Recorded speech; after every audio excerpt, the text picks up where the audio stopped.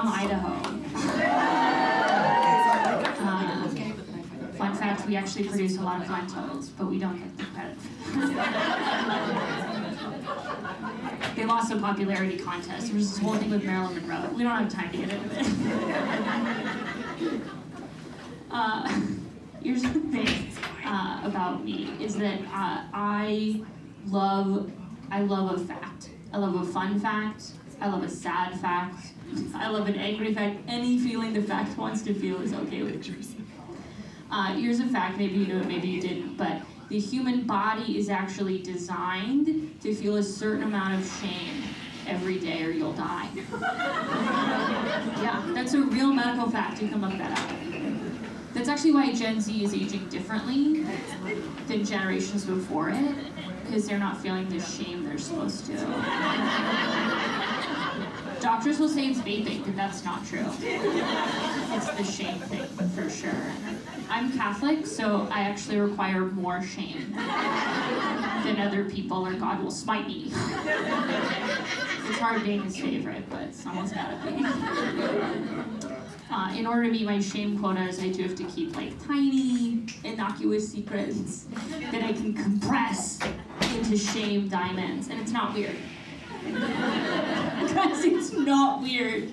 Because like we all have secrets, right? Like women have secrets, men have secrets, binary people have a lot of secrets. The government has secrets. And I don't really want to. But I legally have sort of trapped myself in this corner where I have to share something vulnerable, even though I don't even believe in being vulnerable with people I love, and tell you a secret about myself. In fact, more so with people I love, because they have to see me regularly, but I'm gonna be brave. And I will deny this if you talk to me after the show. I'll be handing out matchbooks upstairs. I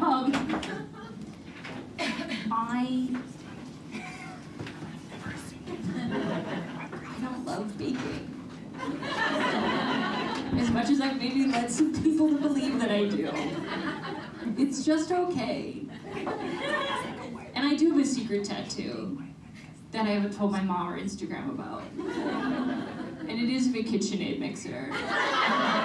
Which I understand sort of complicates the thing I said first. But it's a fun shape, and that's what I feel like you guys don't understand. It's a fun shape, and I thought about getting a Frigidaire, obviously. But at the end of the day, that's a rectangle. And I was trying it out of the box.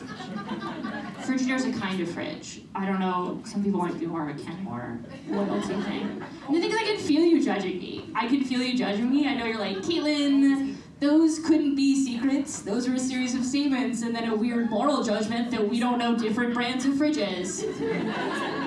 And to that, I would remind you that men have secrets, okay? Men have, like, secret families. Men have, like, whole-ass secret families with, like, little notes apps in their phone, keep everyone's birthdays straight, and they have secret checking accounts in the Cayman Islands with, like, hundreds of thousands of dollars. Okay, men have secrets. They have, like, shame-filled sex secrets, and DUIs, and vehicular manslaughter charges. And speaking of the Kennedys, the government was built by men. And the government has secrets. And there's a scale in secretdom, obviously. There's like a difference between the families keeping in Omaha and the families keeping in the attic. And there's a difference in government secrets between the like real shit that they'd kill you if we talked about like how many countries we've destabilized, and then the like low-grade stuff that they're just not proud of.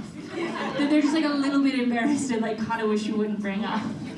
Like the fact that the US government is in bed with the dairy industry, and there is 1.8 billion, that's billion with a B, pounds of government cheese in an underground warehouse in Missouri right now, and I know I look crazy, and it's because they want me to look crazy, because they don't want you to know what I know, which is that they paid Pizza Hut, okay? They paid Pizza Hut to put cheese in the cheese tub crust. That was a government-funded program, because we weren't eating cheese as Americans, so they had to shove it down our throat whether we wanted it or not. If they made Domino's put cheese into the crust, that was them. They put more on top.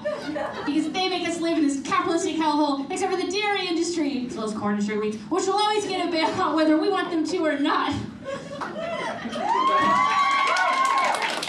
You think this money is going to small-town farmers in America? It's not. It's going to mega corporations like Nestle, Monsanto, and Kraft. We don't have time to talk about all of that. Here's what I want you to understand, and that's the other day when I keep a secret, the country of Bolivia gets to keep its own government, so am I a bad person? Thank you. My one loyal friend. The rest of you are like, I think you should tell your mom about your tattoo. It's weird that you've been keeping it from her for several years. She seems like a nice lady. She is. I love her a lot. I just can't handle the lecture. She once called me and was like, I just don't think you should get a tattoo because what if you marry someone Jewish? And I was like, that's really not... we are not Jewish. If I meet someone Jewish and we get married, I feel like I will have already either had to convert or not, and I feel like it will be fine. Also, it's about cemeteries. You know what? It doesn't matter. What else should I tell you? I hate, I hate how much I love telling you guys secrets, knowing that I'll never have to see out of your faces again. Have you guys noticed, hard pivot, but speaking of mega corporations, have you noticed how comfortable corporations have been getting lately? They've been just acting very like human in public, not in a Citizens United way. I'll give you an example. I feel like all of June, corporations are like, oh my God, you're gay? We're gay. Samesies, winning. I love that for us. Because we're all gay. And that's how you should buy our stuff. Yas, bitch, work queen, slay honey. But they never bring that energy in February. All of February, they're like, you're black. And I love that for you. Wakanda forever. Please buy a Yoplait yogurt. Do you know they still make Go-Gurt, by the way? Yeah, that's crazy. I thought we stopped doing that when we stopped dyeing ketchup green for Shrek movies. But no, they're like churning it out. I don't really get Go-Gurt emotionally, like on a spiritual level. It feels personal. It feels like a one businessman's personal vendetta against spoons. Like it solved one problem, sort of. It's like for the people who take an escalator down one flight of stairs. Like, sure, you shortened it, but did you? And also, it means we have the technology and we stopped immediately at yogurt. We could have had puddings in a tube, but they wouldn't let us. And doesn't that seem wrong? Doesn't it? Yeah. It's part of this phenomenon I've been really noticing a lot lately as my friends are having kids, where we make a food item more phallic and then we hand it to a kid and then we as adults make fun of the way they're eating it. As if there's a wrong way to eat a corn dog when you're 7, you know? Or a banana. But also is the reason I was bad at hand jobs because my mom froze all of our Go-Gurts. I never got the pressure right. Do you guys remember hand jobs? Do you guys remember a time in your life when hand jobs were like the wildest, kinkiest, craziest shit of all time? They were insane. There was like one girl in charge of handing out everyone's first hand job. She was in a band. Statistically, she played the clarinet. She wasn't good at it because we were children, but there's a lot of like trial and error. It's like some of this, and then some of this. If you got like an AP Bio girl and she kind of knew what was up, and they just like fell out of fashion when she circled back around to the first guy and asked him to the second one, and he was like, "No, I'm gonna go to Steve. You're not good at these." And if you think about it, hand jobs are sort of like the McDonald's Filet-O-Fish of sex acts, in that mostly Catholics are ordering them. Happy Lent, everybody. My name is David. I'm not recording.